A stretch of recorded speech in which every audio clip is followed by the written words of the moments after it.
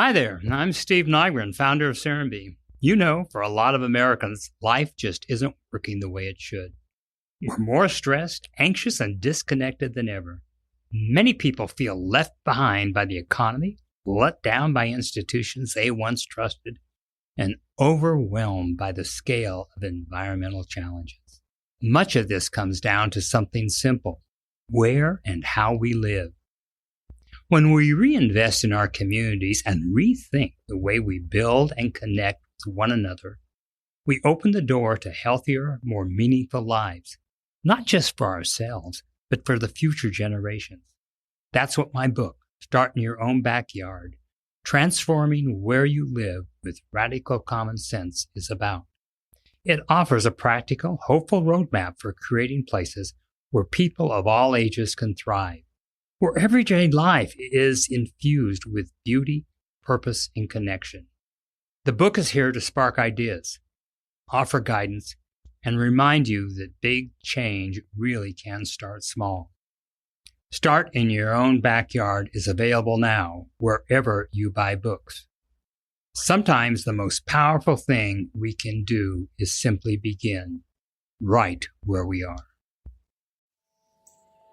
Christina Trifero's journey to Serenbe was guided by a deep trust in her intuition. After building a successful career in the fast-paced San Francisco startup world, after time in New York City, she began to feel an undeniable pull to step away. What followed was a true leap of faith. She sold everything and set out to find a life that felt more aligned, more meaningful, and more connected to nature. That search eventually led her to Serenbe. It started with a recommendation from a close friend in Atlanta, a visit, and then she had an immediate sense, this is it, and that's all it took. Today, Christina is an intuitive guide and psychic medium whose work blends her background in business, creativity, and deep energetic awareness. In this episode, she shares how her path evolved from working with companies like Yelp and Asana to fully stepping into her purpose, helping others reconnect to their own intuition. She also reflects on how living in Serenbe has shaped that work through its connection to nature, openness, and genuine human care. In our conversation, Steve Nygren and I talk with Christina about discovering her gifts, navigating skepticism, and creating space where people can access their own inner knowing instead of outsourcing it. And in true Serenbe fashion, the episode closes with a moment of play. She does a live tarot card reading that brings everything full circle, returning to curiosity, reflection, and a sense of childlike wonder that we too often forget. You know, it takes a lot of energy, obviously, for me to do my work and open up and alchemize a lot of people's stuff. So when I just go into the forest and put my feet in the earth, I become a clearer channel for everyone. And one of the biggest foundations that I teach for being intuitive and opening up each of our gifts is you need a relaxed nervous system. And so not having noise, not having light pollution, knowing if I get sick, there's a cup of soup, knowing I can go give someone a hug that needs, my love. Serenbe actively metabolizes anxiety.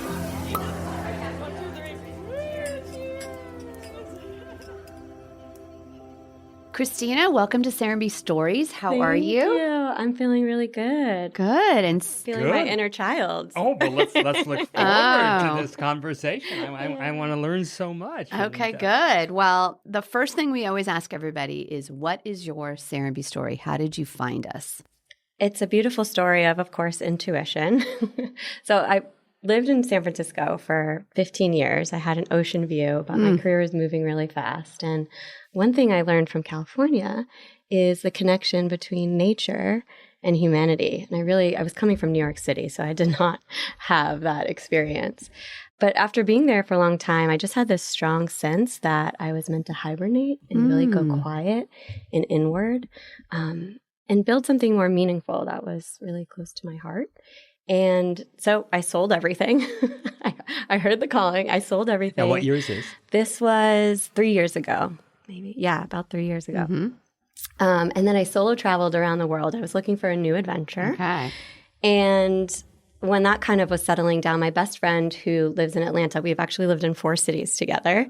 And when she moved here, she was like, okay, let me try to get you closer to me if you're, up for the taking. And she sent me the Serenbe website. She said, I think this is what you're after. And the photos that just the way that you tell the story of Serenbe, it makes me emotional. Like, the way I have goosebumps, like I connected to it so deeply, just seeing those aerial shots and the trees and just the values that you talk about there. I was like, this is it. So I went and I came and visited. And as soon as I got here, I opened the car door and I could feel the roots of the trees. I could feel the wind. I watched everyone. They were walking slowly, chatting on their golf carts. I went and got a juice at Bamboo. I went into the real estate office. I met Jordan and I was like, show me around, And he was new at the time too. And so we were just having this, he was so knowledgeable and knew everything and was really excited. So several months later, I was in New England for the holidays and I just got again a hit. And I was like, I'm going to pack up my car. I'm just going to start driving south. And if I am meant to be in Serenbe, the perfect place is going to open up and be available for me. So I called Jordan, literally on the road. And I was like, hey, any chance you have this, this, and this, and this, and this? I want all these things. He said, oh my God. Literally this morning, someone just listed that exact home. Amazing. You're in. And I was in the home, moved in, schlepping up the stairs with all my things 2 days later. Okay. Days. I absolutely love it. I have so many questions. Okay. Well, my big question Go. is, with your background, why were you surprised? I wasn't. Okay. I think that's why it was such a leap of faith. Yeah, here we is go. because You knew I you were felt driving to it. intuitively, I felt I was driving. I knew, it was like a beacon. I think that was calling for me. And I didn't need to know all the information. I just had that one tour with Jordan. I just felt like home, and that's exactly why. Yeah, so many people do. They drop in here. They come whether they're visiting for the weekend or the day, and they do. They just sort of something is drawing them in, and they feel like they need to be here. Yeah. Sometimes their partner might be feeling a little more rational, and I don't have that. So yeah, it was just me and myself. There you go. So tell me about your professional journey. Tell me about New York, San Francisco. It sounds like you grew up in, you were saying Massachusetts, New England area. Okay. Yeah.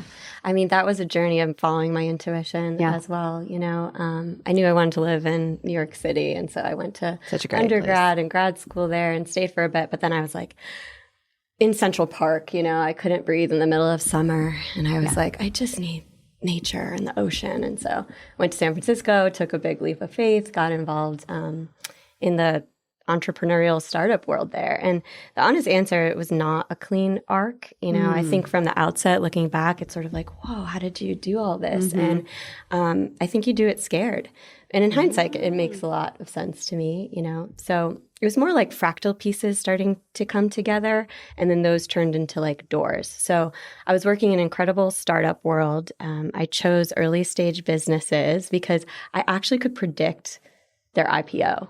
Like I could see like this is going to grow to be something major. And I always say I bet on really good horses. And it was like Yelp, Zendesk, Asana. And I was working closely with CEOs. And so I had already said like, oh, I want a business degree. Well, I got that, right? Just by working there. So I got a business degree learning from them. And then I understood brand. I understood like relationships with people through that journey. I understood how to take something true, like a heart and a core about not just a business, but the people behind it, the mission behind it, and make it make sense to the world. And then, okay, so it's very different what I'm doing now. But at a certain point, I was actually noticing that like every business pitch I was going to, every strategy meeting, every, sales opportunity, I was reading the room in a way that felt like beyond what the data was showing or what the like script, quote unquote, was supposed to be. I was just feeling sort of into it all. And then I started taking like really big risks in my career. Like I went from the business development side of everything to the creative side, like writing commercials for brands. And on paper, that is impossible. Like you don't just start your career over with no portfolio, but I did it. And yeah, it was incredible. And then just on a personal level, I was having conversations with coworkers, friends, and I was like, I think you're going to move, or your career is actually going to change this way. Or if someone was grieving like a loved one, I would know details about that person who had passed and give them this like support. And eventually those people reflected to me like, these conversations are not casual conversations. Like, I've been to psychics and life coaches, and like, you're doing that. That's happening. And so they really gave me confidence to kind of step into everything. And then I had these shared languages of like the business world and then also the intuitive world, and real examples of like how to bring that into people. And I work with, executives, startups now too. And so did you start doing? Yeah. So the pandemic really gave me an opportunity to like a lot, just as a collective, we were really like hurting and seeking and looking for healing. And I actually felt really calm during that time because I felt like my purpose was coming out. And so I started doing readings for people, and I was like, just throw me $1, it doesn't, buy me a coffee, like we'll do this exchange. And then again, I just got so much confidence from people being like, no, you don't understand like how profoundly helpful this was to me. So yeah, I leaned into it kind of there. And then I say I kind of like came out of the closet as a psychic medium, you know what I mean? Like you had to, because you hide it, right? You don't know how to put words in it. Culturally, we're not taught that way. And so when I really claimed it is when everything started like really becoming clear and happening quickly. And so did you, I don't know enough about the background of like, how you become a psychic. I mean, you definitely have to have an intuitive self. Yes. But was there anything that you could go study? Was there any classes or teachers you could learn from? Or was this completely self-taught? And forgive me if I'm asking like the stupidest question ever. No, this is a fantastic question. And, anyone listening who is interested in this work should really follow people who have integrity and who have taken it, seriously and know how to work with the ethics and energy and all of that. Right. So the quote unquote little donations that I got, I'd say, let me give you a reading and then just give me any amount of money, but don't do it until afterwards, And then that ended up being quite a bit of cash. And I put that right to being certified internationally as a psychic. So I worked with some of the top psychics to validate, what I was just feeling into it.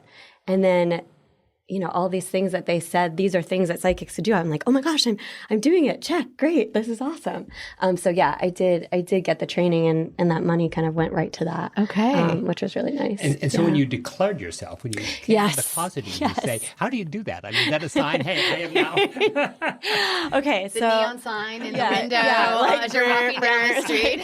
Just like sitting there with my crystal ball in the street of San Francisco. It was slowly and shyly. And I was talking about it first to my friends of like, I think, can I do this for you? Can I practice? And then on Instagram, because everyone was really like chronically, but needed to be online during the pandemic because that's the way we were connecting.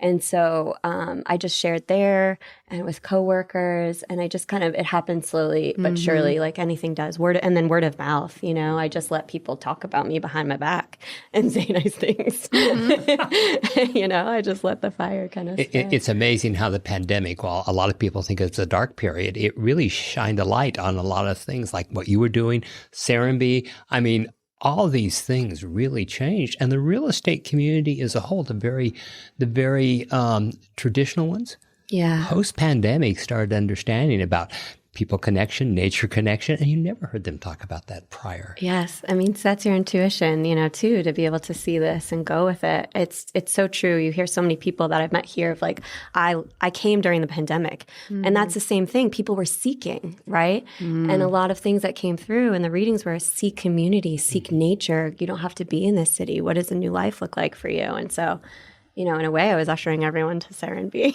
Yeah. No, that's really interesting because it's almost as if people needed permission to change their lives. And the pandemic, for all the terrible things that came out of it and during, it gave people permission. Permission or a push. Yeah. Or a push, yeah.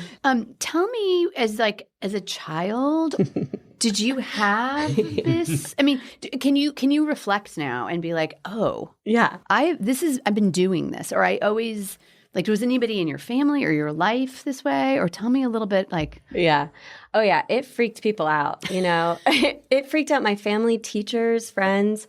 And to the point I said earlier, like we didn't have language back then of like what this was, or being able to like, help a child understand these gifts.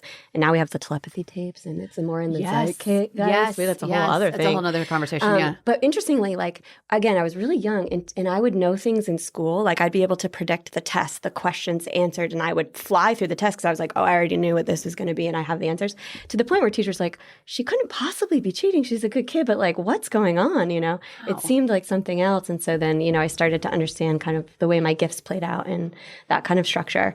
But then way later, I did a Ancestry.com test and started learning more about a family that I didn't have a connection to. And they were all super gifted psychics, but they had to hide it because they were shamed for it. And it was scary. And people didn't, you know, support women and their gifts because no, God forbid. We were, not we, but women were branded as witches. And, you know, exactly the fear, the unknown, right?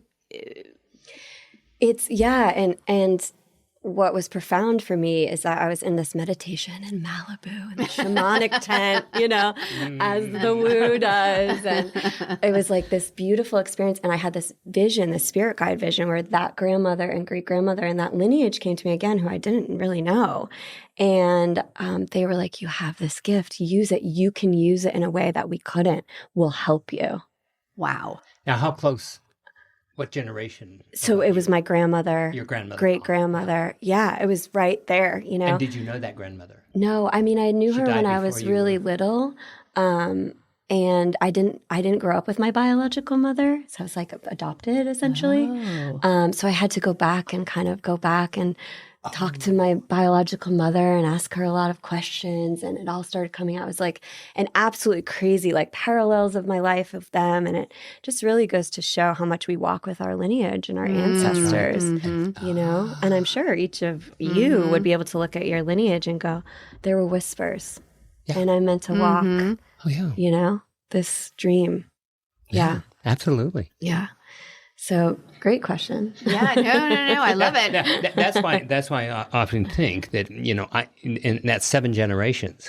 And I knew 5 of my great-grandparents and the stories of their parents and grandparents. So literally, I have a vision going back 7 generations. Oh, my God. So that drives me. What are my grandkids' going to say about what we do here today with each other, with our earth? And decisions we make is going to really define their life. I understand that so well. So you're constantly holding hands, reaching this with the past and the future. You can't see it, but I'm crying. Oh, I love that. Really That's beautiful, Steve. And it is. We need more business leaders to think that way. Yeah. Because everything is so bottom line. Yes. And it's all about efficiency and We think about the next quarter rather than the next generation. Well, and you can blend the two, you know, and that's what it really excites me is I can bridge these two worlds and kind of speak to it. And there's a difference between being intuitive or understanding your ancestors and owning it. And that's so much of what I want to do is to tell people, claim it, own it, use your intuition in a way that can help the world and humanity, not just yourself, right? And build from there. So stop apologizing because you have a sense of something and it seems a little crazy. How do you lean into it? You know, own it. Well, I often think, you know, we live in a patriarchal society where it is mind-driven, which is the logic part of what we need to respect. Yeah. But we've forgotten to listen to the heart along with it. And that is our feminine connection. And we have just, in so many ways, just undervalued that.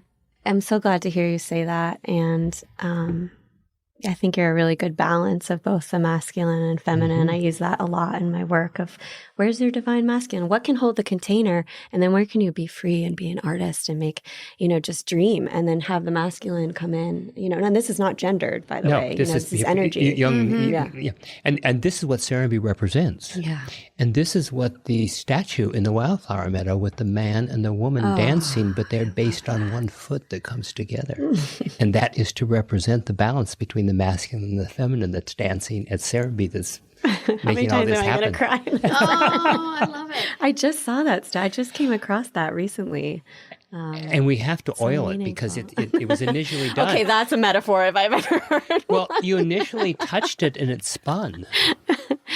And I noticed I guess it needs to be oil because it's very hard to spin. So I'm not sure what that means metaphysical, but we clearly need to re-educate and oil the balance maybe. Yeah, it's a dance, right? It's a dance. It is a movement. When you think about that masculine and the feminine structure, it's a movement, and it's constantly being playful. It's the tension we're going through on every level right now, globally. And I know. Mm-hmm. Let's hang tight. Keep going forward. No, Jesus. Okay. So now living here. Yeah. Where did your friend live? Where does your best friend live? She lives in Grant Park, Atlanta. Perfect. Yeah, okay, so this great. is our Super fifth close. city now. Okay. We've lived I love together. it. So yeah. she come down a ton and vice versa? Or She'll give herself some credit and say she comes, but no, I'm in Atlanta Okay. too all the time. some people say this kind of like Grant Park in the bushes. Yeah. Well, that was one of the reasons why I was drawn to even Atlanta. I was like, there's so many trees. I feel like I'm held. I'm in nature. It's the most tree cover of any city. It's fabulous. Yeah. So now that you're living here, yes. Well, I have a couple questions. It's like, how has it influenced your practice, and sort of how have you been received here? And I'll start with this too. Okay. Well, it's profound. Absolutely, yes. Like I reflect on this often and think about I couldn't imagine having gotten started and starting my own thing anywhere but here. It's just been so giving in every way. And nature is telepathic, right? It's connected heart to heart, roots to heart, and then caring for each other. When you live in an energy of people just being open and talking and caring for each other, it opens us up in ways that, a lot of people don't have the blessing to feel on a regular basis. So because it's a community designed on biophilic principles and the idea that humans are more healthier, more alive, more themselves when they're in proximity to nature and connected to one another, it's amazing. And I feel that in my work constantly. And even, it takes a lot of energy, obviously, for me to do my work and open up and alchemize a lot of people's stuff. So when I just go into the forest and put my feet in the earth, I become a clearer channel for everyone. And one of the biggest foundations that I teach for being intuitive and opening up each of our gifts is you need a relaxed nervous system. And so not having noise, not having light pollution, knowing if I get sick, there's a cup of soup, knowing I can go give someone a hug that needs, my love. Serenbe actively metabolizes anxiety. That's wonderful. I've never heard that. I mean, it makes complete sense. And I'm sure Steve. You feel it on the street. That's what you literally feel. Yeah. But I love that. Yeah. That's really cool. And then to your point about reception, I see it in clients too. It was really fun when I first got here. I kind of did the same thing where I was like, donation only, pay me when, we're done. And I got house tours of everyone's house. And I was like, I'll come to you. And I got to see people's homes and feel the energy and the way that they designed it and hear their stories. And it just formed a lot of just natural connections and word of mouth just by being here. And now I'm fortunate. I've been here for 2 years. There's now a community of people who have experienced my work. Now I'm like, let's get you all together. Let's see the magic of creating groups and circles where I can let you experience your own intuition with each other, because I don't want to be the one that you're outsourcing your power to. I want you to find it within yourselves. And so these groups that come together in their very circles, giving. Oh my gosh, they are connecting in ways. They're like, I've done group therapy and meditation. I have a psychiatrist in one of the groups. She's like, this is unbelievable. I've never seen people be so quickly vulnerable in any space. And the way that they're healing not only their own stuff and giving themselves wisdom or each other wisdom, then they're saying, I was out in the community and I sensed this thing from someone and I was able to go and say this, or I knew that I needed to lend a helping hand in this way. Yeah. And so it's trickling out just beyond the 10, 20 of us. I know one, I'm sure I know a bunch of women that are in it or people, but one, we'll talk offline. Okay. But she's already very intuitive. Yeah. And so it's really interesting when she told me she was doing the group. Yeah. I was like, oh, that's really cool. But it's it makes me a little, I'm a little nervous, to think about that, because it is this not only being vulnerable with one individual, but being invulnerable in community, which is scary. Okay, yes, and that was an edge I had to say, because it's like a therapist, right? You're coming to me and you're trusting me with all of your stuff. Yeah, I mean, because I'm seeing it, right? And like I said, you might just be crying immediately, right? Yeah, and because I'm an integrity, and when I'm a channel, Christina Trifero, I step to the side and I let your highest self and your soul speak through me. And so sometimes I'm like, I don't even remember what we talked about. And I want to show up, by the way, just as me and have a fun time and hang out. I don't need to talk about what I do or what I do. So people have really trusted. I'm so grateful where they're like, you know, I hear a lot like, I feel safe with you. Yeah. And, you know, I abide by spiritual HIPAA laws, I say. That's great. Never That's do I super say cool. you had a session. Never do I, you know.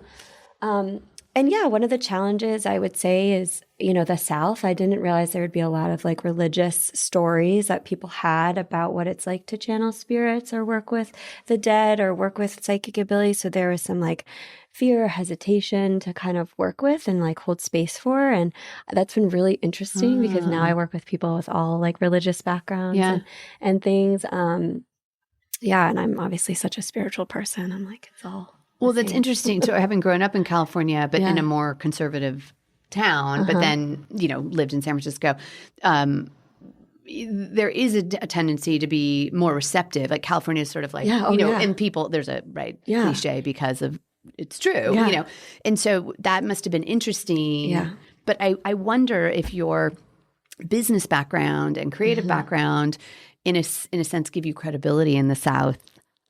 Yeah. You know, like somehow they're like a little more trusting. Like you're not totally woo-woo. You know what I'm saying? Like, you know, I hear that from my friends all the time. They're like, you're just a normal psychic. I'm like, okay. Right? Because people are, thank you. People don't understand, when people don't understand things, they're scared of it and then they dismiss it. Yes. And so that's. And they brand it.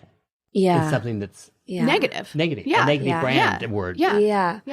And here's the thing. I have no ego attached to it. Like if I'm not your vibe, great. You know, find it another way. Your spirit and your soul will talk to you in other ways. And if they're here, they're amongst the trees, you know, so something's happening to bring you here anyway. Right. And it's not it doesn't have to be my job. Right. But you're right. A lot of people are worried. That's like the number one thing is like, I'm scared, you know, like what will I know? And it's not a doomsday reading. I'm not interested in worst case scenario. We're only having fun here. We're going to look at the best case scenario. So I think that's why word of mouth is so important too. You know, like I can only say so much and like I said, it's the right people will find me or not. I love it. Well, a lot of what you're talking about reminds me, I did a lot of conversing with Brew Joy, who's a young. And so he would just be downloading everything to the group in a circle. Yes. And then at lunch, you would sit next to him and be so excited because you could continue the conversation and look at you at the puzzle and say, I'm in Simple Brew now. I have no idea. That's exactly it. I'm going to use that. I'm in Simple Christina. I should have an alter ego even. Well, he really let everyone know that was you know, the alter ego was really there, and and finally everyone said, oh, and so then they stopped trying to pull him into that conversation when he wasn't in the flow of the information. Yeah. And on the inverse of that, that's sort of how I came into this work is I noticed people were coming to me, you know, at a party or whatever, and I was like, I'm not here, like I'm channeling, and I would leave kind of like feeling unfulfilled or didn't have as much fun, but I felt like I was in purpose. And of course, like if I'm on a date and your grandmother comes through, I have to tell you, you know, but then I would be like, but where was I, you know? And so that's when I started realizing you have to learn actually how to have boundaries and separate when you're channeling, when you're energetic and when you're not. And so I was like, if I put it all over in one place and do it for a living, then I won't be bothered in my personal life. So I'm very curious, when you're sharing with people who haven't been here, maybe haven't even been on the webpage from your past, and you tell them where you've moved, what's their opinion? They, you know, it's poetry when I talk about it, right? I'm explaining the feeling that you have when they're here. And so they follow up with questions like, you know, but what are the people like? I always say, have you seen the movie Barbie recently? I'm always like, hi, Barbie. Hi, Barbie. Hi, Barbie. You know, you leave your door and it feels like that. But I always talk about the nature and how it feels and how calming. And then I talk about the vision of that it's a startup. Like I came here because it's entrepreneurial, but it feels like the nature Silicon Valley, you know, where I'm like, I can actually be a part of building something new, where I can be, when I talk about it, I'm planting seeds in other people's heads to say, could I live like that? Could I live like this? Could I build that somewhere? And then they start saying like, oh, maybe I'll go build something like that on the beach. I say, read Steve's book. and you can build your backyard. It's curious because when everything, it sounds almost too good, or they think, oh, is it a cult? Oh, that's the number. I have to say, listen, I'm going to sound like it's a cult. It's not a cult. Or they think it's Barbie's World or the Truman Show, and because it feels like to express joy, it must be fake because they live in such a non-joyful world. Yeah. And so I was just curious, those that you're just sharing exactly how exciting this is. Yeah. Because there's very normal people here who this isn't. Well, and generous people. Yes. And again, coming from New York and San Francisco, I couldn't tell you what people did for like, quote unquote, their job or money. I mean, forever, right? Like no one was like, what do you do? What house are you in exactly? No one was interested. It was like, how do you feel around each other? What excites you? What brought you here? Yeah, and that's the thing to talk about, So. Yeah, we say like you could be the fanciest whatever. Yeah. And if you're not a good person, well, it doesn't really matter. It pulls out everyone to present their best self. And so many of our urban areas, everyone's in a protective mode because it's the shell that comes out in protection. People are scared, Some people say the scariest place to be is in an elevator with strangers. Can you imagine? That sounds like a blast. You get to just chat with new people. If I could meet everyone on the earth for 5 minutes and speak any language just intuitively, I would do that. Yeah. That sounds like a great time. Yeah. And that's what I feel like it's like here in a little way. You get to meet people. Yeah, you do. And being in that community it reflects back on you. And if you're not going to, I don't want to say give back because that seems like it's something you have to do, but if you're not present and you're not giving or open, then you're not gonna. But really, that should be anywhere. It's not just Serenbe. Anywhere. That should be anywhere. But our quota of assholes are very small here. Yeah, and I think a lot of it is a pessimistic person is not going to believe this is so, and so very few of them actually come here. Yeah. But we draw hopeful people because they feel hope. They just arrive and see this. Yeah. It's so true. It's like an experience. It's experiential. You have to put your breath here. Yeah. I want to ask about services. I've worked with you in a couple different ways. And again, we didn't want it to be like a party trick, but, I was like, would you do, some readings for some women at a birthday party, a gathering? But like, we're serious. We just, wanted to know if we kind of do a round robin. And you were like, of course, I would love to do that. And then I had some press in one weekend, and that was it was a wellness weekend. And I thought it'd be really interesting to have this sort of more spiritual side be part of it, and they loved it. And that was longer readings, and that was great. I think we probably could have stayed with them forever. But tell us a little bit about your services, offerings you provide now that it's not just pay me what you'd like afterwards. How does one work with you, and what sort of the bulk of your business? Is it ongoing? I love that you told me you're starting these circles, but tell me a little bit about the offerings. Yeah. Well, first I want to say like the through line of everything I do is the same, which is I'm not trying to make you dependent on me. I'm trying to teach you to access your own inner knowing. And so when you walk away from an experience with me, the biggest gift that I can give is for you to feel like I got this, or I knew that, or that's really validating. So that's sort of at the core of everything. Yeah. And you can go to spiritual-curiosity.com to, learn more, or honestly, just come up to me if you live here and just chat with me. But there's a few different ways I work. One obviously is the Serenbe Intuitive Circle. That's intimate, experiential. I teach a lesson and then you get to practicing your intuition with neighbors. I also offer that virtually. I have a wait list right now to jump on. Congratulations. Love that. Thank you. And then I have one-on-one sessions. So this is again in person or virtually. And this is kind of like the one-stop shop where you ask a question like, help me with this, I need clarity. I give you my download, psychic insight. I talk to your spirit guides and you have clarity and then you go on. And then the most expansive is my one-on-one intensive membership. So I'm essentially your intuitive strategist and we work on developing your own psychic abilities. We meet your spirit guides together so that I'm holding your hand through the journey versus then telling you what to do or see. And then you're learning really to trust what you already know rather than outsourcing, every decision to some external authority. Yeah. Yeah. Right. Or happenstance or Yeah. Or even astrology. Someone's like, what does the Lunar New Year mean? We're in the year of the fire horse as we're recording this. And, I know. I can't wash my hair. Or I'm not supposed to take the trash out. I'm like, yeah, but what does it feel like to you?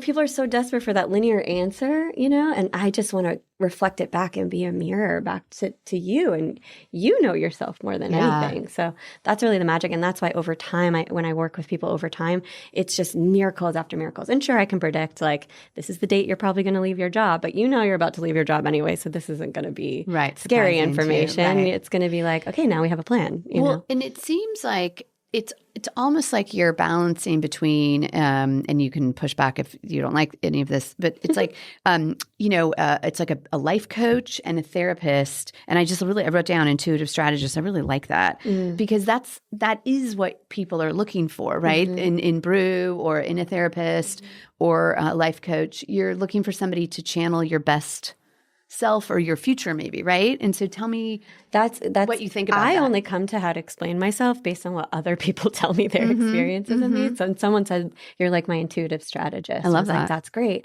But it's like a life coach. And I use things like neuroscience and psychology and, all of these different modalities to make it make sense to give real actionable steps for you to live your best life. And then when we work together over time, what happens is shit hits the fan. And now we're dealing with a real life scenario and how to navigate that, how to offer and surrender over to the universe, how to get in touch and navigate this. And that can't happen necessarily, in one session. Sure, it can be profound and I can give you energy healing, but it's exactly right. And people say to me too all the time, they're like, I've been in therapy for 8 years and I have had more breakthroughs in this 40 minutes than, or my meditation journey. I've never had anything so profound, and that's such a gift. Yeah. Well, and I think there's so much, maybe we're at an early stage. I'm always fascinated by cultural trends. And so, for ages, yoga was this weird thing in the corner people did. And it was like, oh, those were strange people that were smelled, right? And now it's like, whatever. Now it's your hotel rooms have yoga mats. Exactly. Yes. Great point. Yes. And so, you wonder with discoveries in neuroscience and consciousness, and then the telepathy tapes, which I think are huge hit. This is another podcast for our listeners. You just wonder if maybe, that'd be a question for you. Do you feel? I think if we go back to my story, I had some intuition, early stages of things that became big, and I hopped on, betting on a good horse.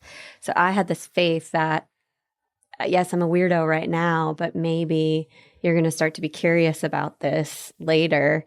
And then maybe you're going to start to have your profound experiences and be open to all these things that we talked about today. And when you see I get so excited because I'm like, great, go to anyone who does this work with integrity and ethics. Like, it doesn't need to be me. I really believe this is coming in a big way. And it's energy, it's science. I think this is when you study psychics' brains and you study my brain, this is all energy waves. We're just, like you said, we're just shut down to things, and so opening is just an energy. It's quantum physics, Well, and we just don't know yet. But and we had this yesterday. We were talking about an individual that Steve had sent an email to, and we were discussing him. And Steve popped up his laptop, and he had replied. And that happens all the time. All the time. All the time to me, all the time to you. It's very interesting. Like, I'll be thinking of something and then suddenly that person will text me. Or I'll be, and I don't, when you're like, well, I can write it off this way or the other. But why not open your brain to what if? Well, and this isn't new. I many times talk about when any of the old timers that wanted to find a well, drill a well, you bring in the divine rod. That's energy. That's no different. And so 100%. We have just forgotten all of this. This isn't new. There's, and that's what I feel like our sacred geometry really is. Yes. Sacred geometry is just understanding the energy forces of the earth and how it all relates. Yeah, that's it. Come on, guys. Hop on the bandwagon. It's a good ride. And we've forgotten how to be intuitive about that. Yeah. And that's why I'm so passionate about this, because you're saying forgotten, which is a very beautiful choice of words, because it's just a coming home to what we already know ourselves to be. If you read Braiding Sweetgrass, love. I mean, yes, it's just ancient traditions that we forgot along the way. Have you seen the sacred geometry map of Serenbe? I have. Yeah, and it shows you the key points is where you feel that they, and it's fun for me because I walk around and I see people taking pictures, family pictures in those points. I know what those points are, and there people are gravitated. That's where they're taking the pictures. This is where they're, and I think it's there. It's just in front of us all the time. Yeah. And there's so many inroads to this, right? Which is why I'm not precious about this being a specific way. You have to understand it. It's sacred geometry. It's being in nature. It's all of it, right? But find your way back home to our inner knowing.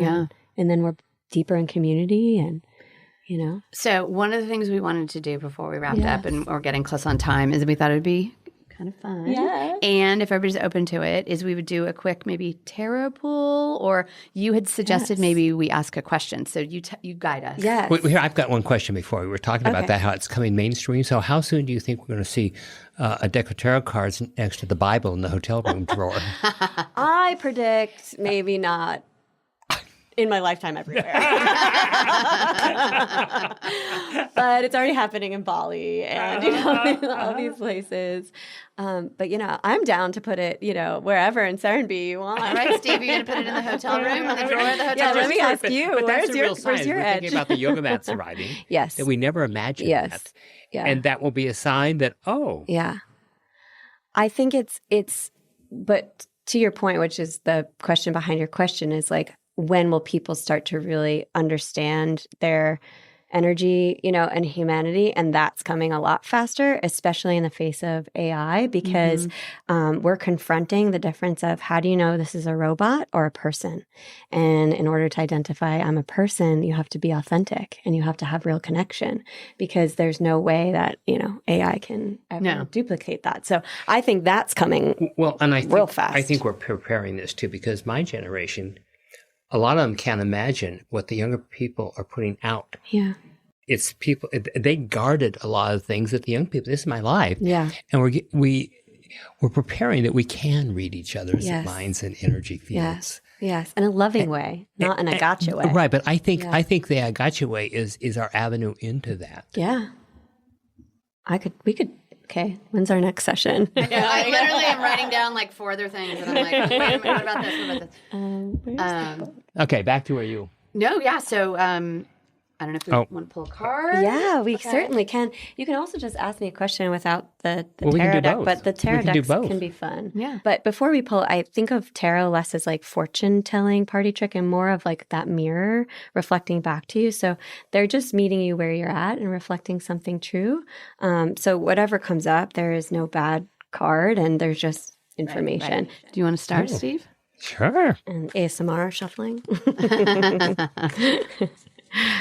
Okay.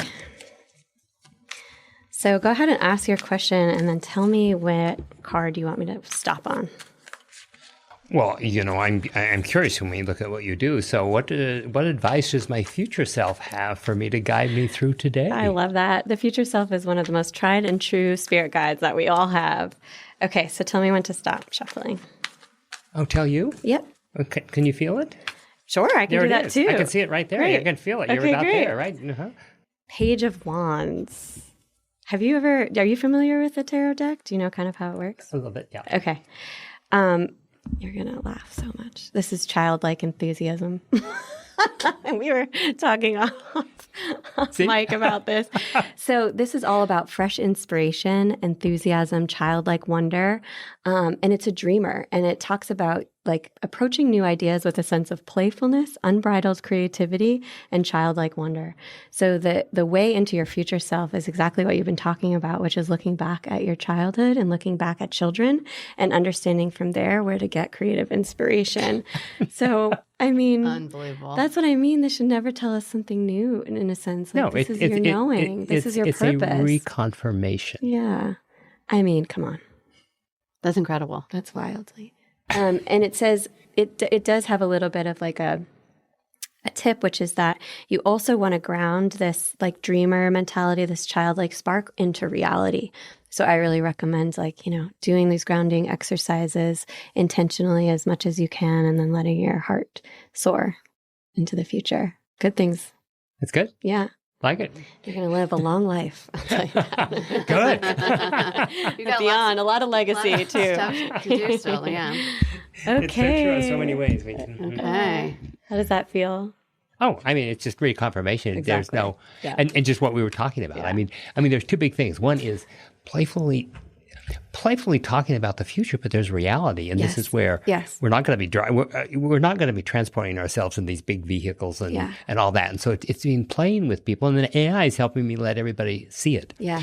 And then the other thing is remembering what it was like to live with 5 great grandparents, and how do we bring that forward into today? And so your message and through the card spoke to both of those things, that we're bringing the reality into one, and we're trying playfully to share with everybody else that let's not force rules to the future that they're not going to work. Woohoo! That's great. Yep. So fun. And this is the only card in the deck that speaks like that to this theme. So that, I mean, look how big this deck is, you know? So just saying. Okay. So my question is, what adventure is calling me? Yes, you're such an adventurous person, and I love that about you, among many things I love about you. Okay, so do you want to tell me you want to stop? I'll follow the Steve rule. You choose. Yeah, you stop when you feel like it. 5 of Cups. Let's see. So Cups deals with the emotional world. Uh-oh. So let's see. Sorry, you have to feel some things. I know. So yeah, your next adventure is actually inward. Oh, into your feelings. Yeah. And people don't think of adventure that way sometimes. You think, oh, what sailing trip am I going to go on? Or, who am I going to meet? But there's a place in you where you're going into your inner world to feel something that you haven't felt all the way yet. In the vein of like maybe sorrow, something that you're feeling like, I haven't allowed myself to fully feel this yet. And that will crack open and create new pathways into the adventure that I think you intended when you asked this question. And the 5 of Cups is an emptying of emotion. So it's not like new emotions are going to come hit you and all of a sudden new things are going to happen. This is about looking back and kind of looking and reflecting, which is a good time to do that in the new year. Yeah. And not doing it alone. I like it. Yeah. That's good. And it's the message and the action item is like you're emptying in order for your cups to fill again. Okay. So it's a constant it. kind of refreshing. I mean, yeah, that is. Yeah. So your recent announcements to our group, did that has to do with the work you've had with Christina? Well, no. I mean, we haven't really done much in the past. Okay. I think the last thing I can remember was it was going to be something with food, and I was like, well, I guess I work sort of in hospitality with food. But no, I think it's interesting. So I'm going part-time. And I'm going to be spending more time in California with my family. And I think, and one of the things I want to do is write a historical novel about my great-grandmother that time in Pasadena. Okay. So I think that I knew I needed time to clear. And if I didn't find that time, I would never, whether I write a book or research or whatever it's going to be. And so I needed time to clear, and I didn't know kind of what I'm clearing for, but I knew I needed the time. See? You've got it. Okay. And we're in a public and when forum, you think of all your cups, I know we can't talk about I mean, your kids. I don't want to go too deep, but you're an empty nester. I just became an You've just empty lost nester. your father. My father I mean, you've got a passed. lot of emotions. My mom's almost 90, so we know, like it's like for wanting to spend time. Thank you for being brave to contextualize it, because that's exactly what a reading is. It's sort of like we're opening up, and I tread carefully because I don't, but you knew what I meant, and Steve knew what I meant, and here's Katrina giggling in the corner. Definitely. So, and we're feeling the lightness of that. Grief, loss, sorrow, emptying doesn't have to feel heavy. It can feel light. And so thank you for allowing that. But I was curious. You knew what I meant. But I know. There it is. I like it. The 5 cups. I can write that down. Okay. And so now that I, have clarified, everything that we're doing is the right direction. Yes. The final question we always ask everybody is if somebody was coming here for the very first time. Yes. What is the one thing to do or place to go that you feel like, Don't miss this. Okay. A quick story. My grandmother recently came here for a bucket list trip of things that she's never done and wants to do before she dies. Okay, so no pressure. But I took her in a golf cart everywhere. And she was so delighted. And talk about that inner child coming out and playing. And it was just really beautiful. And she brought that energy back to everyone that she talks, to in her retirement home. Like she just, it's spreading, right? Even again, for that age to feel so alive. But for me, it's Serenbe at dawn and dusk. And I'm lucky to see the sunset every night from my balcony, and my guests are lucky to see it. So I recommend for visitors, if you're not at my house, to come to Sunset Park. And you can let out your inner child by jumping on the trampoline. You'll look out and see the horses, and you'll see the blaze of the pink and orange sky. You'll hear the wildlife, chirping as they do at dawn and dusk.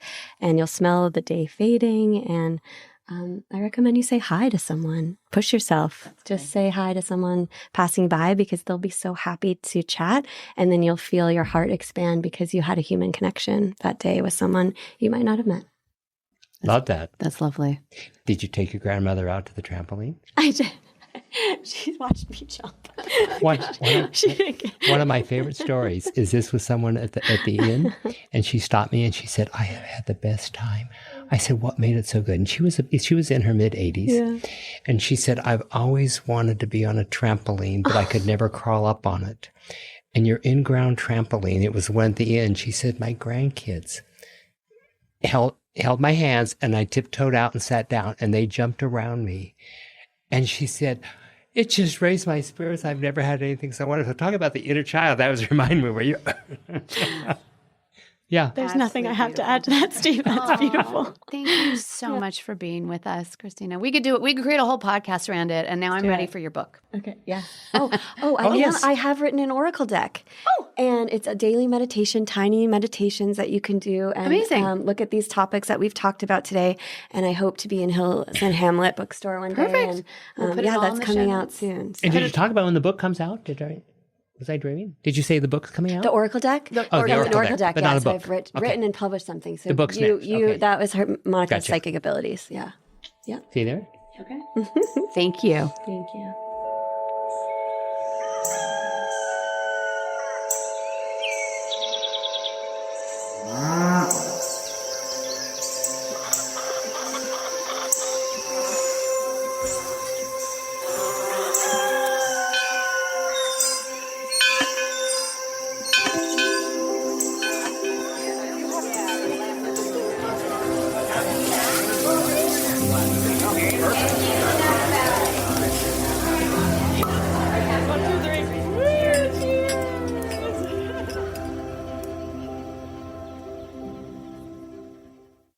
The Inn at Serenbe is a luxury retreat tucked away in the rolling countryside just outside Atlanta and just minutes from Hartsfield-Jackson Airport.